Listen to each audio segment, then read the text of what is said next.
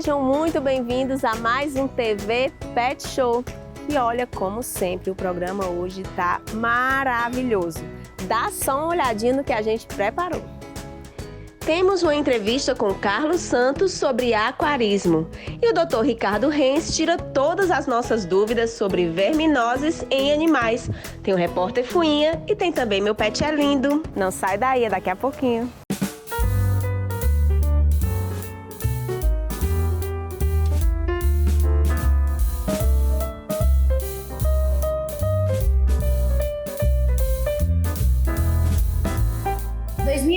Começou de forma muito especial para a gente.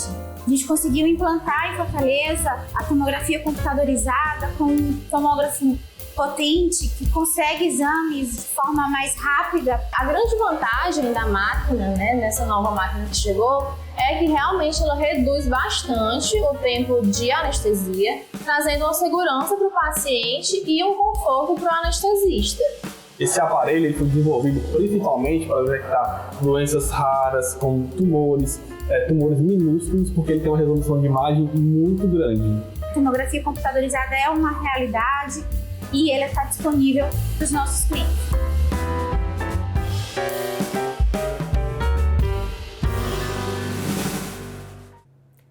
Olha só quem está aqui comigo, Dr. Ricardo Reis. Tudo bem, doutor Ricardo? Tudo bem, mais uma vez um prazer para estar com os amigos da TV Pet Show. O prazer é sempre todo nosso, né, doutor? Sempre com assuntos maravilhosos aqui. E hoje, doutor, é um assunto que é comum, mas ainda assim tem muitas dúvidas que a gente recebe nos nossos directs nas redes sociais. Verminoses. Sim, realmente a verminose é uma doença, bastante importante, às vezes até negligenciada, e hoje as características mudaram um pouco, mas continua sendo uma doença que pode causar graves prejuízos à saúde, inclusive até a morte, e às vezes é causa de uma baixa de resistência para outras doenças se instalarem. Então, às vezes, ela é o fator primário. Doutor, antigamente a gente via muito mais casos de verme, mas hoje em dia ainda é importante manter o vermífugo em dia, né, doutor? Sim, é importante porque antigamente os cães viviam em casas, tinham muito contato com areia, com grama, e isso facilitava a contaminação. Hoje, morando em apartamento, morando em locais extremamente limpos, é menos comum. Então, hoje a contaminação mais se dá nos cães quando eles vão passear e aquele hábito de comer aquela graminha. Então, essa é a maior fonte de infecção por vermes, além, logicamente, continuando sendo pela via transplacentária. Então, a mãe com verme, o feto já pode, o filhote nascer já contaminado ou durante a amamentação. Então era isso que eu ia perguntar, doutor, porque antigamente eles ficavam mais no quintal, hoje eles fazem parte mesmo da família. E aí eu ficava pensando, como é que adquire? Quer dizer que pela grama, num passeio, ele pode contrair. Né? Exatamente, tá? E em ambientes, pode inclusive entrar através da pele, não precisa só por ser via oral, pode ser pela via transdérmica, tá? O ancilóstoma, por exemplo, que é o verme mais comum, ele pode entrar pelas patinhas. Tá? Então ele pisa no cocô de outro cachorro ou no local onde o outro pisou. Você vê tipicamente a larva migrans, que ocorre muito em criança, a criança pisa em locais contaminados por fezes de animais. Então, doutor, é por isso que é importante, antes dos 3 meses, que não está vermifugado nem vacinado, não deixar o filhote ter contato com outros animais ou até mesmo com a terra que você... Ou então, hoje os vermífugos eles são muito seguros, tá? Praticamente sem nenhuma toxicidade. Então a gente usa como rotina, não se usa mais fazer exame de fezes. Então se vermifuga o filhote, depois fica fazendo dosagens, dependendo do animal, 2 vezes por ano ou 3 vezes por ano, porque não tem nenhuma contraindicação. Tá? Então a gente pode já dar desde filhotinho, sem medo, Desde filhotinho. Às vezes até com 21 dias a gente tem casos que a gente já tem que vermifugar. Doutor, quais são os principais tipos de verminose que a gente encontra? A gente classifica os vermes entre vermes redondos e vermes chatos, tá? Os vermes redondos são da família do Ascaris, mais conhecido como lombriga, do Ancylostoma, que é aquele do bicho geográfico, né, da larva migrans, certo? O Trichuris, né, que são os mais comuns aqui na nossa região. E os vermes chatos, eles são da família das tênias, também conhecidos como solitária, porque geralmente é um verme só no intestino, e ele periodicamente ele vai liberando pedacinhos, são chamados os proglotes, que muitas vezes a pessoa olha nas fezes ele se mexendo. Parece um grãozinho de arroz que encolhe e estica, encolhe e estica. Esse é da família das tênias. E esse é o mais perigoso, ele pode inclusive causar nódulos no cérebro, com convulsões, tipo epileptiformes, tá? Felizmente, não é o mais comum é o Ancylostoma, que é aquele que dá larva migras e é um espolhador de sangue. Uma das características do Ancylostoma é ter muito muco nas fezes, e geralmente esse muco vem com estrias de sangue. Vômitos eventuais, ou às vezes até frequentes. Então, transtornos digestivos, geralmente a gente tem que sempre excluir a possibilidade de ser verme, tá? Então nunca negligenciar. Já apareceu com esses sintomas, eu já posso me atentar. Uma das suspeitas é verminose, tá? Então, logicamente que o veterinário vai associar com outros sintomas, né? Mas nunca se pode negligenciar a verminose nos casos, né, de anemia, tá? Principalmente anemia, porque os vermes são sugadores de sangue. Sim. E também, além da anemia, os transtornos digestivos que eu falei. Doutor, é sempre uma aula que a gente tem aqui. A conversa está tão boa que a gente vai continuar no próximo bloco, tá certo? Aguardem.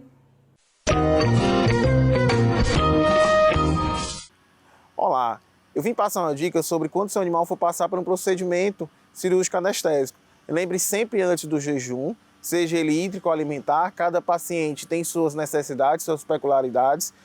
Isso vai garantir a segurança no pré-operatório e no pós-operatório. E lembrar também do aquecimento. Então, uma das complicações é a hipotermia. Quando seu animalzinho for para casa, lembre sempre de aquecê-lo, manter ele bem aconchegado. Isso vai ajudar bastante no pós-operatório, com muito carinho e amor também.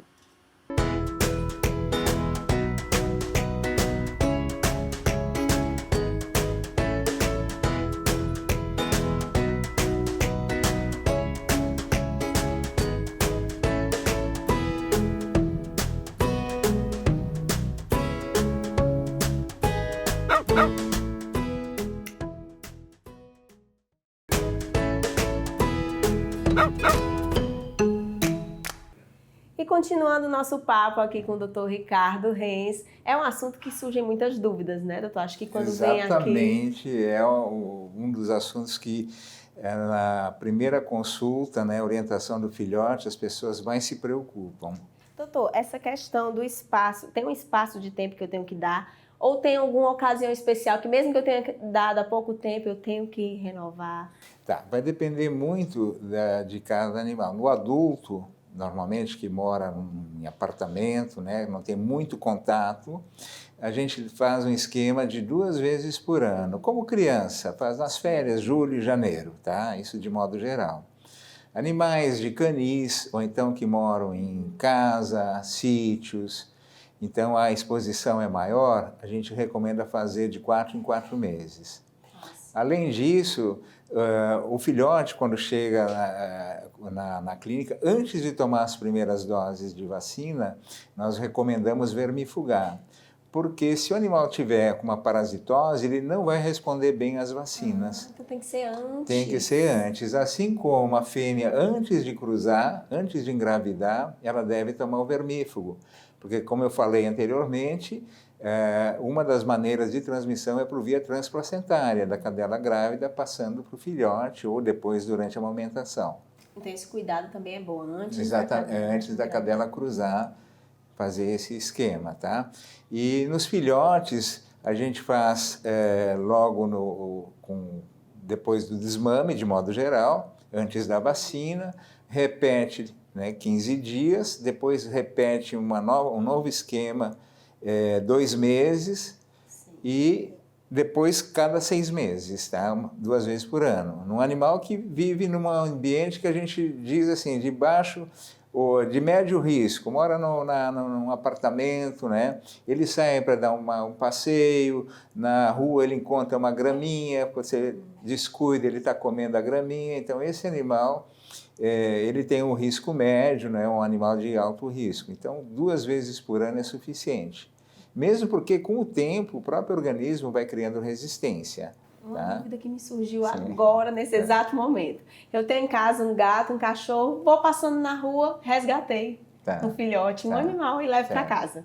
Esse filhote está com verme, eu vou ter que fazer o esquema para os dois? Em primeiro lugar, quando você resgata um animal na rua, a primeira coisa é uma quarentena, não colocar em contato imediato com os outros, principalmente gatos, porque há algumas viroses, né? Sim. Então, a primeira coisa que você faz, quando pega um animal na rua, tá? O ideal é consultar o veterinário, que ele vai fazer um exame clínico, e dependendo do exame clínico, talvez ele peça alguns outros exames, tá? E antes de ter contato com os teus animais, ver se não tem parasitas, carrapato, pulga, né? E dá o vermífugo, independente de fazer exame de fezes ou não. E então esses são os cuidados. Dá o vermífugo só para ele, para o meu para ele, não. não há necessidade, tá? Porque antes de incorporar a nova família, esse animal resgatado, ele precisa ser examinado, né? E vermifugado, vacinado, tá? Para que ele não represente um risco para os outros animais, tá? Doutor, e ainda falando de parasita, a pulga ela também pode ser transmissor de verme para o animal? Sim, a pulga é um dos principais transmissores da tênia, o verme, digamos, que mais dano pode causar ao animal, não só ao intestino, como também formar tumores no cérebro, né, e ter sintomas de convulsões, então sintomas graves. Então, como o cachorro ou o gato adquirem esse verme? Ao ingerir uma pulga contaminada, porque a pulga ela se alimenta dos ovos do verme. E quando o cachorro come a pulga, ele está reingerindo novamente. Quando ele ingere, não. Exatamente. Então, daí a gravidade desse verme, né, que é da família das tênias, e a pulga é o principal transmissor. Tá? E, inclusive, para nós humanos também, eventualmente, pode uma ingestão acidental também adquirirmos esse verme, né, que é mais frequente em cães e gatos. Inclusive, nada de matar pulga na unha, Nada de né, espremer pulga na unha, porque esquece de lavar a mão, depois põe a mão na boca, e aí é um risco muito grande. Em humanos, inclusive, ter cisticercose no cérebro, né, e muitas vezes confunde até com tumor cerebral. Olha aí, mais uma aula que nós tivemos aqui. Doutor, muito obrigada mais uma vez. Prazer muito grande estar com vocês. E olha, para quem quiser acompanhar o trabalho do doutor de perto, é São Francisco Clínica Veterinária. A gente aqui já acompanha, por isso que eu já tomei a frente e falei. Obrigada, doutor.